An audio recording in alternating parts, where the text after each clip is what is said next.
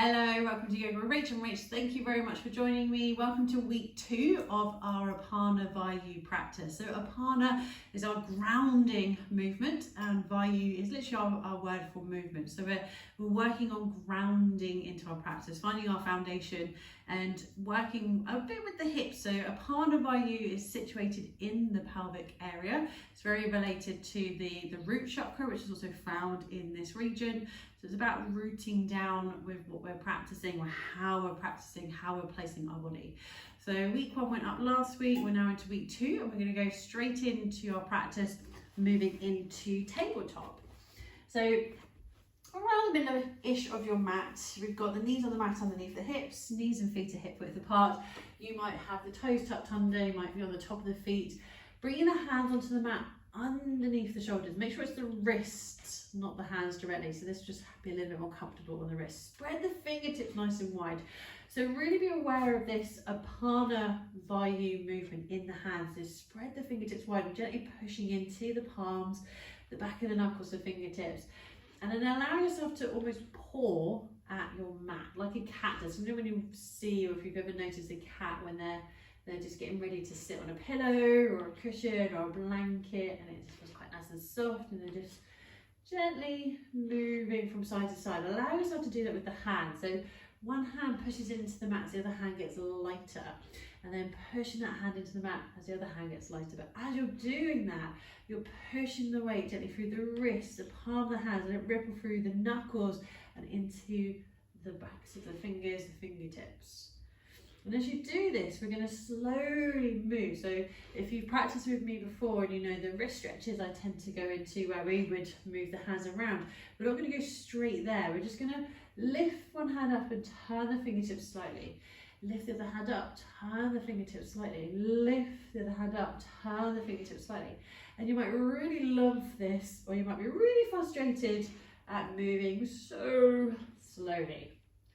So hang in there. And then as slowly as you move the hands, slowly bring them back round. I'm just turning one hand around, palm faces up, fingertips pointing towards the other hand, and changing sides. So from here in tabletop, right knee, shin and foot hover. We're going to bring the right knee into the belly and just start to draw some hip circles. So we practiced this one fairly recently, especially in downward dog. But now we're practicing those hip circles. And you might actually use a block and place that onto the hips to make sure you're keeping the movement really subtle. So you can see my legs obviously moving, but I'm not rippling it up through the body, causing the block to fall off. Bringing the right knee, the shin, the foot down and changing sides. So left knee, shin, foot hover and finding those circular movements. I'm going to just do this a few times on each side, but once each side. So we've already done the right leg. So just 1 or 2 more circles on the left. And then it's time, we're going to check in with downward dog. So checking that the wrists feel okay. Spread the fingertips nice and wide, rooting into the palms, back of the knuckles, the fingertips. Tuck under the toes, draw the shoulders back, lifting the knees as you push the tailbone high. Let your head relax. You might keep a slight bend in the knees. Walking on the spot, you might bring that movement that we just played around with in the hands into the feet. So as you shift the weight, one foot lifts and changing sides or pedaling through the heels. Swaying the hips. And as you're ready, just have a couple of goes with your down dog splits. So sliding one foot back as you lift the leg up. And gently lowering down and changing sides. Just listening to your body. Maybe you found your way back into child's pose. You're having a little rest completely. Honour that. Remember, it's all about flowing and not forcing your practice. So even if you're not moving through a flow, you're just allowing the body to go with the flow of your breath, of how you feel. So have a little pause in child's pose if you're not there already, allowing your head to be supported by your mat or your hands or a block or a pillow or a cushion.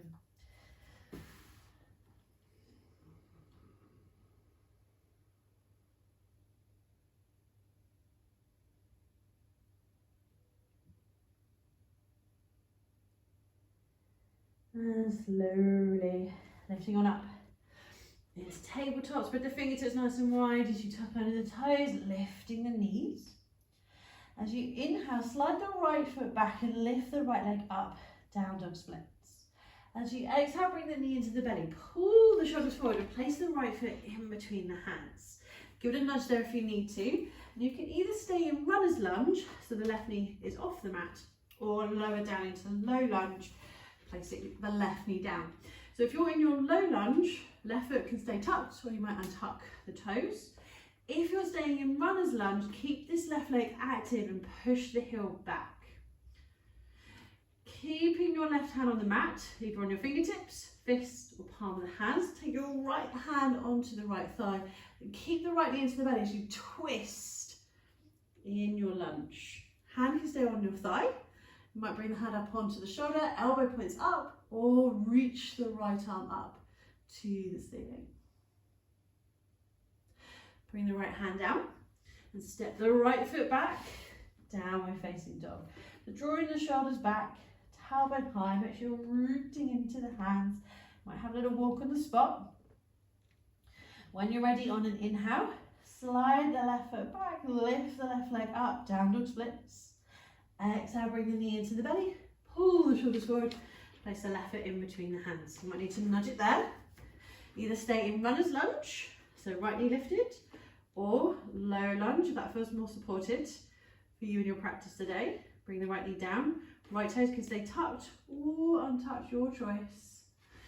If you're staying in runner's lunge, push the heel back, keep nice and active. Right hand underneath the shoulder this time, either on the fingertips, the fists, or the palm of the hand. Take your left hand onto your left thigh and keep the left knee into the belly as you twist, looking over to the left. Left hand might stay on the leg. Maybe your hand is on your shoulder, elbow pointing up or reaching up to the ceiling. Focusing on the breath. On an exhale, bring that left hand down. Step the left foot back, really rooting into the hands as you pull the shoulders back. Tailbone nice and high, downward dog. Remember, you can have a nice bend in the knees, so the heels can be really lifted here. When you're ready, moving into your standing forward fold and finding a bit of a ragdoll fold. So you might walk, you might step, you might hop, you might arrive at the top of the mat, middle of the mat, back of the mat. Feet are hip width apart, nice bend in the knees, and really bend the elbows to the hands are light or hold onto the elbows. You might just gently sway side to side. And if you like your standing forward folds, you might be here for a breath or two longer, or start to release the hands and roll up to standing. So from here, we're going to have a little go with an earth flow and then move into some slow sun salutations. So feet are hip width apart, letting the arms relax down by your side. Really be aware of rooting through your feet. So notice if you lift the toes or the arches, the outer edges or the heels. See if you can be aware of pushing into what we call the four corners of the feet. So you've got your big toes, little toes, outer heel, and the inner heel. So you want to be pushing evenly through those four edges or corners of the feet.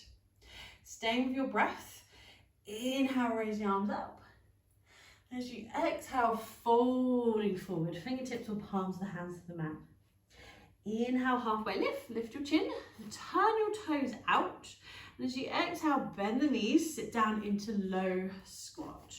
So hands might stay on the mat, heels might stay on the mat, or you might lift the heels. You might lift your hands up. You might decide to stay here for a little bit longer. Perfectly fine. On an exhale, bring the hands down as they were lifted and move into your standing forward fold. Chin to chest, lifting the tailbone, turn the toes in, Push into the feet as you inhale, lift all the way up. And exhale, lower the arms down. We're going to do that twice more. So stay with your breath as you inhale, raise the arms up. As you exhale, folding forward. Inhale, halfway lift the chin. Whilst you're here, turn the toes out. And as you exhale, bend the knees, sit down into your low squat, Malasana. On an exhale, standing forward fold, hands on the mat, turn the toes in, chin to chest, lift the hips. Push into the feet, inhale all the way up. And exhale, lower the arms down. Last one. Inhale, raise the arms up. Exhale, folding forward. Inhale, halfway lift. Whilst you're there, turn out the toes. Exhale, sit down in your yogi squat. Focus on the breath. Notice if this pose is really comfortable and really not. You always have those two extremes with this pose. But from here, as you exhale, hands on the mat, lift the hips, tuck the chin, turn the toes in. Inhale, all the way up. And exhale, lower the arms down. Wherever you're at on your mat, just find your way towards the top. Keep the feet hip width apart. We're going to move into 3 slow rounds of sun salutation A with no chaturanga. So keeping that out, we're just being nice and stable. We're not adding in any parts where we could start to go out of stabilization in the elbows, in the lower back, in the knees. So be nice to your body. And honour if you've just gone yes, or honour if you've just gone no. So notice how you feel if you know that we're not practicing chaturanga. So if you're inhaling, raise the arms up. And exhale, folding forward. Inhale, halfway lift the chin. Exhale, fold. Your transition into plank. You might walk, you might step, you might hop. So if you love practicing chaturanga, you might stay in your plank pose for that a little bit longer. So chin lifted, shoulders over the wrists, not dropping the hips too low, pushing the heels back. And when you're ready, draw the shoulders back, tailbone high, and into downward facing dog. Focusing on the breath.